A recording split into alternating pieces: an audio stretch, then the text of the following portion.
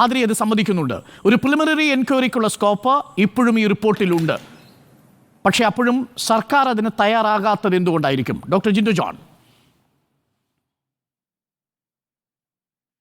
ശ്രീ അരുൺ, എനിക്ക് ആദ്യം പറഞ്ഞതിൽ നിന്ന് മനസ്സിലാകുന്നത്, അവർ പറഞ്ഞു അവരൊരു അഡ്വക്കേറ്റാണല്ലോ, അപ്പോൾ അവർ പറഞ്ഞ നിയമവശത്തെ നമ്മൾ അംഗീകരിക്കുകയാണ്. അവർ പറഞ്ഞതനുസരിച്ചിട്ടാണെങ്കിൽ ഈ റിപ്പോർട്ടിൽ പരാമർശിക്കപ്പെടുന്ന വിഷയങ്ങളുമായി ബന്ധപ്പെട്ട ആളുകളോട് സർക്കാരിൻ്റെ ഭാഗത്ത് നിന്ന് നിങ്ങൾക്ക് ഈ പരാതിയുമായി മുന്നോട്ട് പോകാൻ താല്പര്യമുണ്ടോ എന്നുള്ള ചോദ്യം സർക്കാരുമായി ബന്ധപ്പെട്ട ആരെങ്കിലും ചോദിച്ചിട്ടുണ്ടോ? അങ്ങനെ ചോദിച്ചാലല്ലേ അവർക്ക് പരാതിയുമായിട്ട് മുന്നോട്ട് പോകാൻ താല്പര്യമുണ്ടോ എന്ന് അറിയുള്ളൂ. അങ്ങനെയല്ല, ആദ്യം പറഞ്ഞ കണ്ടീഷൻസ് അനുസരിച്ചിട്ടാണെങ്കിൽ അങ്ങനെ ചോദിക്കണമായിരുന്നു. അങ്ങനെ ചോദിച്ചിട്ടില്ല.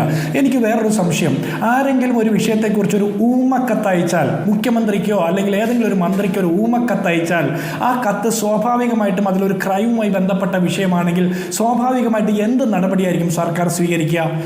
അതിന് കൊടുക്കുന്ന ഒരു ഊമക്കത്തിന് കൊടുക്കുന്ന പ്രാഥമിക പരിഗണന പോലും ഹേമ കമ്മിറ്റി റിപ്പോർട്ടിന് സർക്കാർ കൊടുത്തിട്ടില്ല.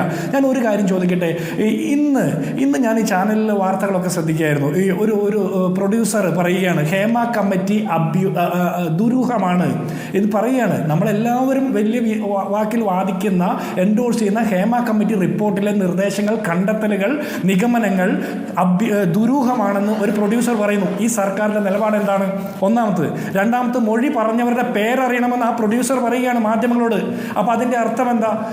മൂന്നാമത്തത്, ഞങ്ങളൊക്കെ തറവാടികളാണെന്ന് പറയുന്നു. അപ്പോൾ അതിൻ്റെ അർത്ഥം ഹേമ കമ്മിറ്റിക്ക് മുമ്പിൽ പോയി റിപ്പോർട്ടിൽ അവരുടെ അഭിപ്രായം പറഞ്ഞ ഈ പീഡിപ്പിക്കപ്പെട്ട അതിജീവിതകളായിട്ടുള്ള സ്ത്രീകൾ തറവാടികളല്ലെന്നാണോ ആ പ്രൊഡ്യൂസർ പറയുന്നത്?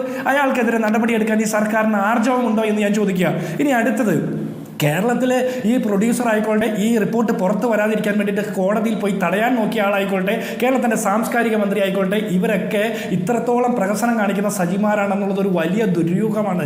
സാംസ്കാരിക മന്ത്രി പറയുകയാണ് 4.5 വർഷമായിട്ട് ഈ റിപ്പോർട്ട് വായിച്ചിട്ടില്ല എന്ന്. അവർ പിടിച്ചിരിക്കുന്നത്, സർക്കാർ പിടിച്ചിരിക്കുന്ന ഒരു ഇരുതല വാളാണ്.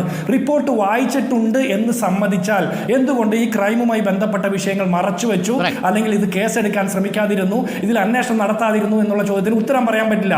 ഇനി ഇത് വായിച്ചു എന്ന് സമ്മതിച്ചാൽ, ഇത് വായിച്ചില്ല എന്ന് പറഞ്ഞാൽ പിന്നെ എന്തിനാണ് ഇവർ ഈ റിപ്പോർട്ട് വാങ്ങിയത്?